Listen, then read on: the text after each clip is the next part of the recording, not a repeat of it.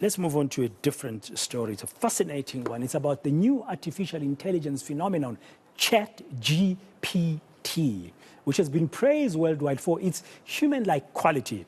Its conversational style makes it engaging and dynamic. It's able to answer follow-up questions, challenge incorrect and inappropriate queries, and even admitting when it is wrong.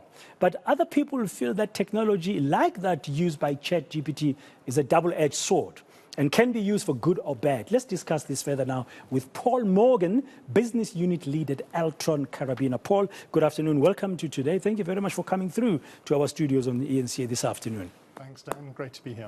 I registered on this ChatGPT thing, and I typed my name on there just to see, and I put ENCA, and I put news, and I put anchor. Within a split of a second, this thing is beginning to type everything about me, even my hidden secrets.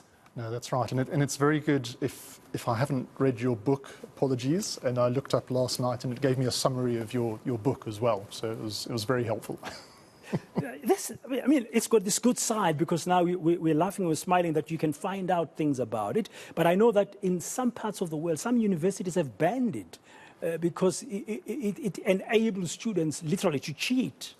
Yes, that's right. And in New York, all the schools are not allowed to use ChatGPT for kids writing essays and so on.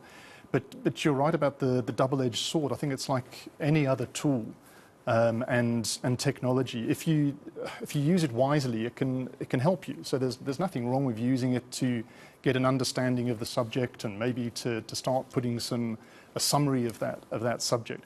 But if you're only relying on that tool, imagine as a journalist you only rely on ChatGPT, you're going to be found out, like the story at Swami. Yeah, you might end up being accused of producing something fake, as we've just seen this allegation of fake documentation in Tswane, so to speak. But on this one, we should welcome the benefits of AI. Artificial intelligence. There's some fantastic things that are a result just using tools like ChatGPT itself. So ChatGPT is based on a large language model called GPT-3, and you think it's all about entertainment and searching and making up songs and poems and that type of thing, which it does.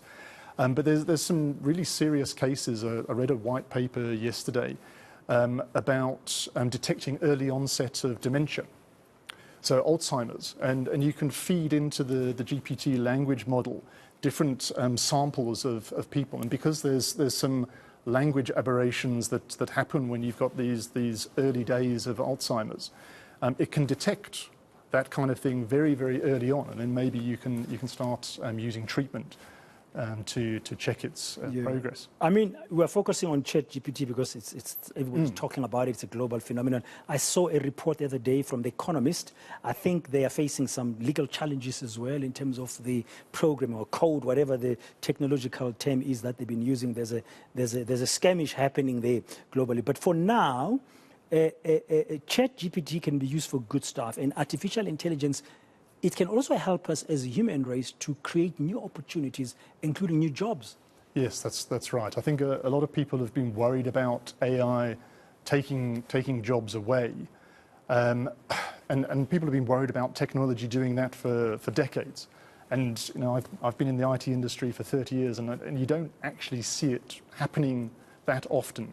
So the creation of new jobs, as an example, all these models that get trained, there's humans involved as well behind the scenes helping direct it. So as they go through these kind of training processes, you reward the software for providing a better answer. So that's what the humans do. It's a job that never even existed beforehand. Yeah. And there's lots of examples of that. Now the impact of AI, you argue, is far-reaching.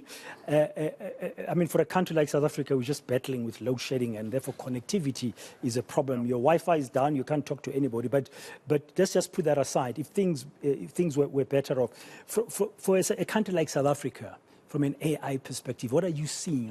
Where are the benefits? So I don't know whether it's limited to South Africa, but I've always been a strong believer that it's the combination of humans plus AI that make a difference. It's like a superpower that we can use to make ourselves better. So there's examples of what we're doing at the company that I work for. We've got a number of software engineers and data engineers, and we're able to check the code, the scripts that they build by feeding it into ChatGPT, and it checks for best practice coding and errors in their code and so on. So I think it can make more productive, maybe not just employees, but in that area. There's lots of opportunities for using it to superpower our efforts. Yeah, I mean, would you have a verdict about, I saw your comment about the good, the bad, and the ugly of artificial intelligence, and then we talk about ChatGPT as an example. I mean, the overall verdict is that we need to embrace AI, but we need to be very careful. Yeah, for sure. There's a quote from Sam Altman, who is the co-founder of OpenAI, which is the organization behind GPT and ChatGPT. And he says, it's a glimpse of greatness into the future, but don't use it for anything important yet. Because you can get problems with the results that you get out of it. Sometimes it makes stuff up. Because it's got this capability of being able to create stories and poems and all that.